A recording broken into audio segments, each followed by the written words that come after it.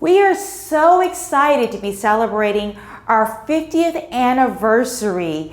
Fair Housing Council of Orange County was founded in 1965, and today we celebrate big. We're so excited to be here because the Fair Housing Council of Orange County has been working hard over the last 50 years to ensure that communities are shaped and secured for my family, for your family. This organization is here to make sure that each and every one has fair and equal choice in housing, equal access to housing for those who are part of the disabled community. All individuals should have a right to live where they choose to live. If you can afford to live there and you choose to live there, you should be able to. This year, we want to take a look back at 50 years. We've got some of the great pioneers of this organization and of the fair housing industry. I'm so excited. Why don't you go with me and let's take a look back at 50. Well, my wife and I decided probably we wanted to do some work in civil rights. I'm thinking back into the initial civil rights movement. Everyone who was involved in the civil rights movement, in my mind, Martin Luther King Jr., everybody who surrounded him, to me, is a pioneer in fair housing. The vision that I think gave rise to the fair housing movement and other civil rights movements that was led by people like Dr. Martin Luther King and Cesar Chavez and Robert Kennedy, that vision is yet unfulfilled. We've come a long way, but there's still more to be done. Maybe we have won several battles, but the actual war against discrimination is not over.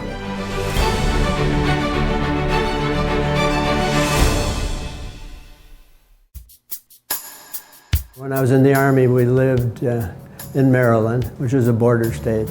And so we got the best and the worst of relationships between Southern people, Northern people, blacks, whites.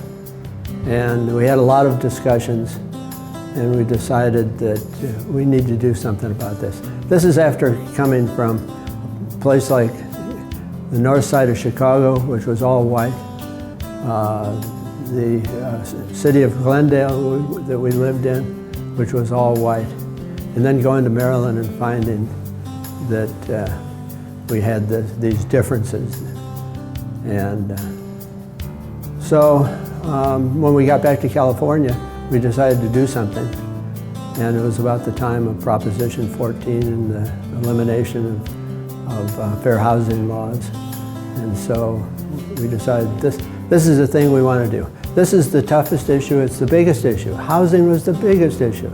It wasn't schooling, it wasn't anything else, it was housing. And housing was the thing where you were always in people's face, your neighbor's face, and selling your house or renting a place. What are your neighbors going to think? And that kind of feeling was everywhere. The average neighborhood was like our neighborhood. We moved in '61 into Tustin, and it was all white.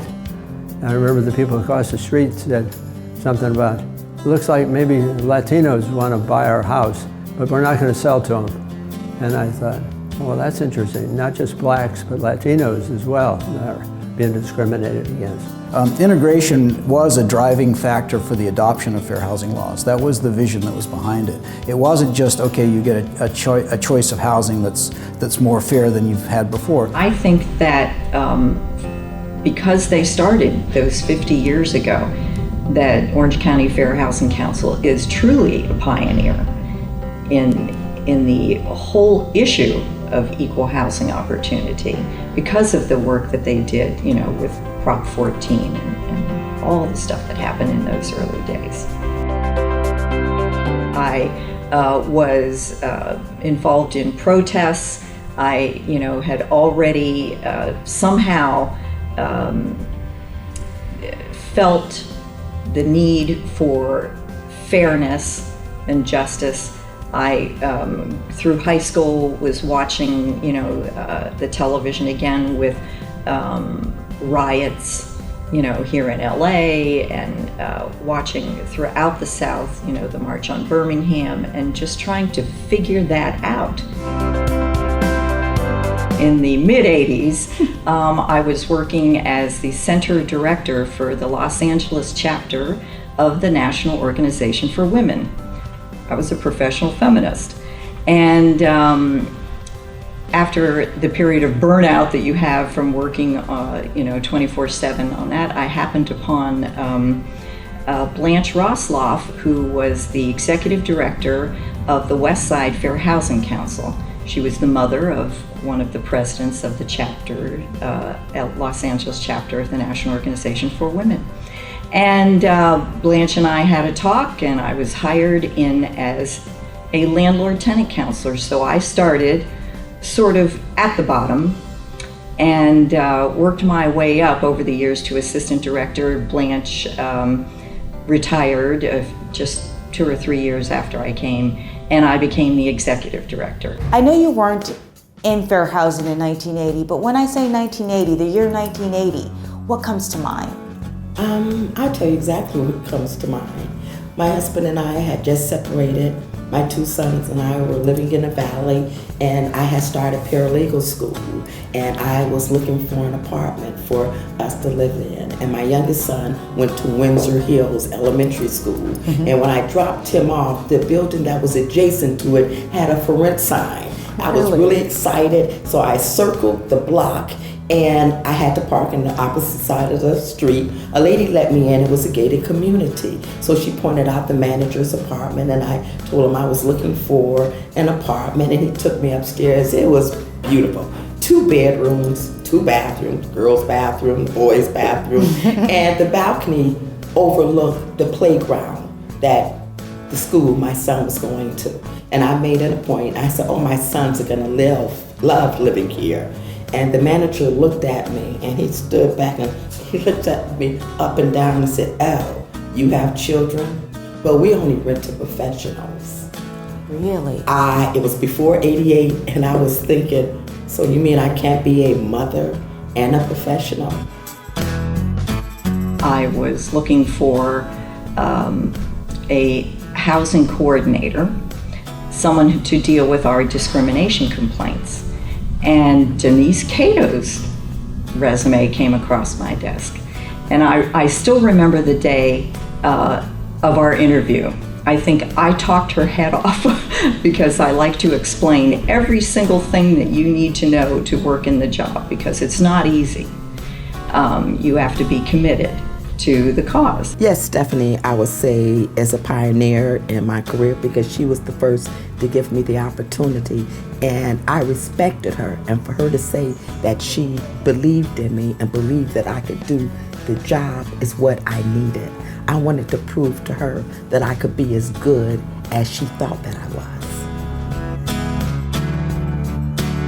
I was very pleasantly surprised to hear that Denise was the CEO of the Orange County Fair Housing Council, and I went, you go girl, that was absolutely perfect. I felt like I was beaming inside, that it was like a child of mine had become so successful and in running a very, very important organization. The Fair Housing Council has done a good job, and we has been really good at adapting. We will have to continue to adapt. Over 50 years, we've managed to increase access to fair access to housing. There's still a lot of work to be done, of course. Doing the type of work that we do is not only important to Southern California and the state of California, it's important to the country.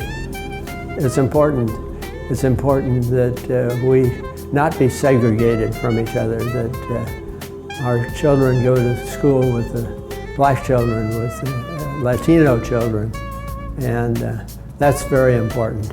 Integration, I think, is not just living side by side, but it's living together. Fair housing may bring about the side-by-side part, but I think it's a cultural dynamic that will bring the living together part. We have people in the past like Bob Johnson who have been really part of the mission and the passion of this organization. But at the same time, we need new generations to come up front and work and try to make a difference. Because we need to protect what we have. 50 years of history and reputation from the Fair Housing Council, but we also have to think about the future. The work that we do basically here in Orange County is so important because the percentages of African Americans, Hispanics, and Asians are so low, the numbers are so low. We basically need to teach each and every individual what it means as far as housing concerns. And you know, that means a big part of everything. It's the education, the transportation, the medical, the schooling, all of that is part of fair housing. It's a core. An individual's housing is not an amenity. It's a necessity. Where you live determines 90% of the time where your children go to school, where you're going to work, the medical facilities, your transportation. So for somebody to be denied housing because they fall in a protected class, this is the year 2015, it's just not acceptable. It's people like Denise Cato who have this fervor, this enthusiasm, this absolute passion for the issue of equal housing opportunity. You can see it in Denise when she is talking to anyone about fair housing. You see the passion come out in the way she speaks, the way she may raise her voice, and her body language, everything that she does. Our 50th anniversary is so important because we're a nonprofit organization, and I can say, great, we've survived for 50 years. Happy anniversary to the Orange County Fair Housing Council, and best wishes to my little Denise. You've come so far. I'm very, very happy for you. Congratulations.